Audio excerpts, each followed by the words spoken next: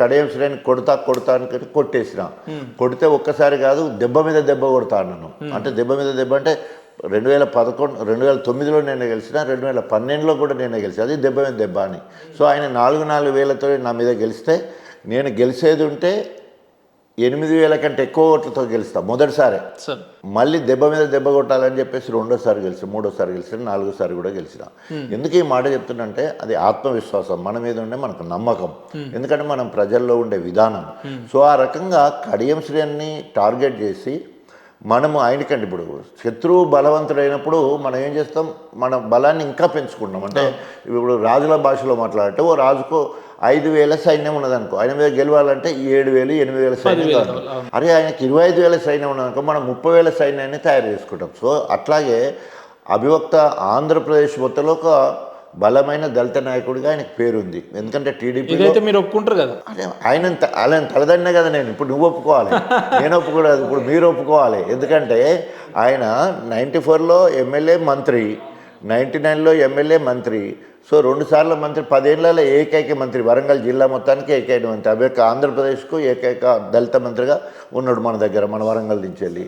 So ఆ మనిషి market శాఖ చేసిండు, సోషల్ వెల్ఫేర్ చేసిండు, ఎడ్యుకేషన్ చేసిండు, ఇరిగేషన్ చేసిండు. వాటిని ఓడగొట్టాను కదా నేను, మరీ చెప్పి ఓడగొట్టాను. ఓడగొట్టాను కూడా 4 వేలతో వెళ్తే నేను గెలుస్తా, డబుల్ ధమాకా లెక్క ఒక్క ఓట్లో నీ 2 లక్షల మెజార్టీ తెచ్చుకుంటానే అట్లా తెచ్చుకున్నా. మళ్ళీ దెబ్బ మీద దెబ్బని మళ్ళీ 11 వేలతో గెలిచిన నేను, 33 వేలతో గెలిచిన, 3 అంతలు. మళ్ళీ 3వ సారి 58 వేలతో గెలిచిన, 4 అంతలు. అంటే ఎంత కమిట్మెంట్, అంటే కమిట్మెంట్ టువర్డ్స్ ఒక లక్ష్యాన్ని ఎంచుకుంటే ఆ లక్ష్య సాధన కోసం నిరంతర కృషి, పట్టుదల, నిరీక్షణ, ఆత్మవిశ్వాసం, అన్నిటికి దగ్గర ఓపిక, ఇవి ఉన్నప్పుడు మాత్రమే మనం అనుకున్న దానికి సాధించడానికి అవకాశం ఉంటుంది.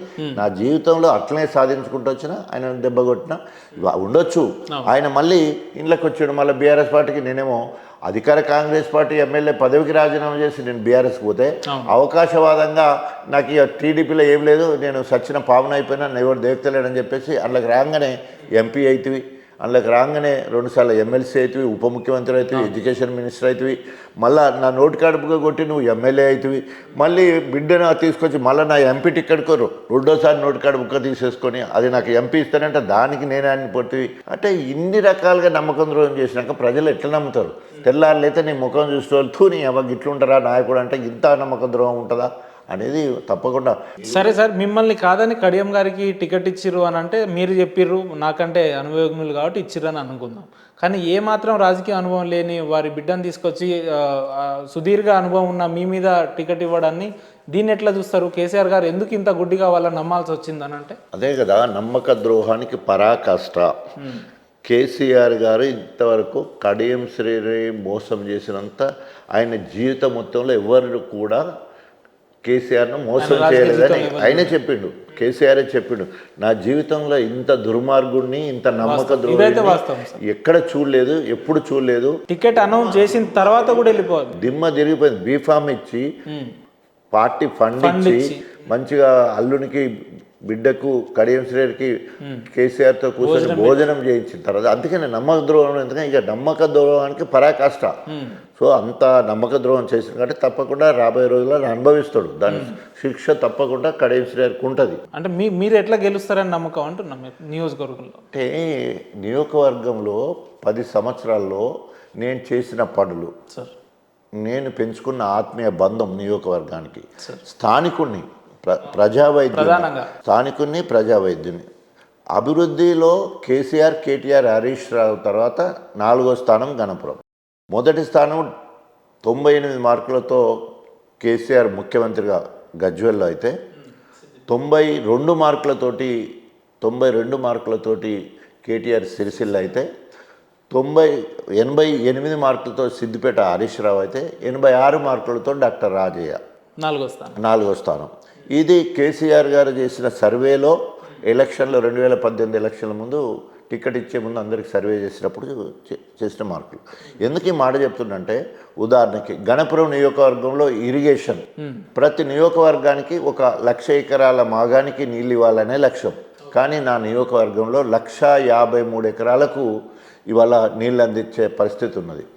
ఏ నియోజకవర్గంలో లేనండి రిజర్వాయర్లు, ఒక నియోజకవర్గంలో 9 రిజర్వాయర్లతో నీళ్లు, 7 నియోజకవర్గాలు మొత్తం నా నియోజకవర్గంలో ఉన్నాయి.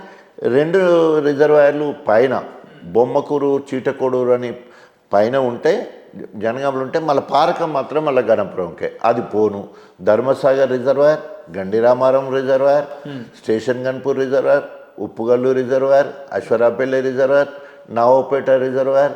అంటే ఇట్లా మొత్తం కూడా అన్ని రిజర్వాయర్లు గణపురంలో ఉండడానికి ఒకటి అప్పుడు టీడీపీ హయాంలో ప్రపోజల్ 3 ఉంటే వైఎస్ రాజశేఖర్ ఉన్నప్పుడు మిగతాయి తెచ్చుకున్నాం. కేసీఆర్ వచ్చినాక ఇంకా 2 వచ్చినాయి. అంటే ఇట్లా మొత్తం కూడా ఇవాళ ప్రాజెక్టుల హబ్బు, రిజర్వాయర్ల హబ్ లాగా ఇవాళ గణపురం నియోజకవర్గం ఉన్నది. 1,00,000 ఎకరాలకు నీళ్ళు అంటే సాచురేషన్ మోడ్లో 1,50,000 ఎకరాలకు నీళ్ళు ఇచ్చే స్థాయికి ఇరిగేషన్లో ఉన్నది. తర్వాత రవాణా రంగం తీసుకుంటే ఇక్కడ జనగాం యువతల కళ్యం ఉంటుంది పెంబర్తి దగ్గర. పెంబర్తి యువతల కానీ మొదలు పెడితే నేషనల్ హైవే 11 బ్రిడ్జెస్ తోటి 69 కిలోమీటర్ల నేషనల్ హైవే నా నియోజకవర్గం నుంచి వెళ్ళిపోతుంది. అది నేను డిజైన్ చేసిన రోడ్డు. దానివల్ల ఏమైంది, అంతకుముందు 5 నుండి 8 లక్షల ధర ఉన్నది, ఇవాళ 5 కోట్లు, ఒక ఎకరాకి 5 నుండి 8 కోట్లు అయింది. ఎందుకు అంటే ఇండస్ట్రీ డెవలప్ కావాలంటే, ఇండస్ట్రియల్ క్యారిడార్ డెవలప్ కావాలంటే, 1 రవాణా, 2 నీళ్లు, 3 విద్యుత్తు. తెలంగాణ ప్రభుత్వంలో కావాల్సినంత విద్యుత్ ఉంది.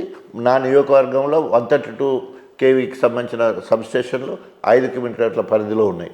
తర్వాత నేషనల్ రోడ్కి గణపురం అయితే జస్ట్ 500 మీటర్ల దూరంలో రిజర్వాయర్ ఉంటుంది. ధర్మసార్ నేషనల్ హైవేకి 3 కిలోమీటర్ల దూరంలో రిజర్వాయర్ ఉంటుంది. రఘునాథ్పల్లికి 3 కిలోమీటర్లు. నవపేట రిజర్వాయర్ రోడ్ నుంచి వెళ్ళిపోతా అంటే పక్కకి 500 మీటర్ల నవపేట రిజర్వాయర్. అంటే ఇటు నీళ్ళు ఉన్నది, విద్యుత్ ఉన్నది, రవాణా ఉన్నది. ఈ 3 ఉంటే ఇండస్ట్రీ డెవలప్ అయిపోతుంది. సో అట్లా రియల్ ఎస్టేట్ డెవలప్ అవుతుంది. సో ఇవాళ రవాణా రంగంలో అటు నీళ్ళలో నెంబర్ 1, ఇటు రవాణాలో నెంబర్ 1. మూడోది ఇట్స్ ఎడ్యుకేషనల్ హబ్. నేను తెలంగాణ కోసము కాంగ్రెస్లో ఉండి కొట్లాడితే అందరి ఎమ్మెల్యేలకు చెప్పుల దండలు పడితే నాకు ఒక్కొనికే పూల దండలు పడ్డాయి, కాకతీయ యూనివర్సిటీ విద్యార్థుల ద్వారా. అది చరిత్ర. ఎందుకు అంటే నేను చెప్పేయించుకున్నది కాదు కదా ముచ్చట. ఎందుకంటే అధికార కాంగ్రెస్ పార్టీలో ఉండి జయ తెలంగాణని విద్యార్థులను అరెస్ట్ చేస్తే విద్యార్థులు పోలీస్ స్టేషన్ ఉంటే పోయి ధైర్యంగా తీసుకురాగలిగాను, తెలంగాణ కోసం మాట్లాడగలిగాను.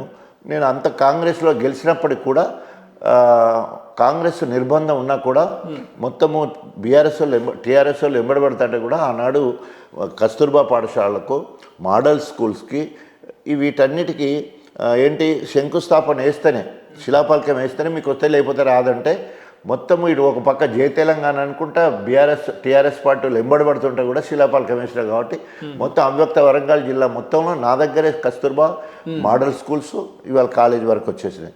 తర్వాత ఇక అన్ని మండలాలకు ఉన్నట్టు ప్రతి దగ్గర ఎస్సీ రెసిడెన్షియల్ పాఠశాలలు, జ్యోతిరావు పూలే పాఠశాలలు, మైనారిటీ పాఠశాలలు, ఇవన్నీ కలిసి రెసిడెన్షియల్ పాఠశాల, ఐటీడీఏ పాఠశాల నా ఒక్క దగ్గరే ఉంది.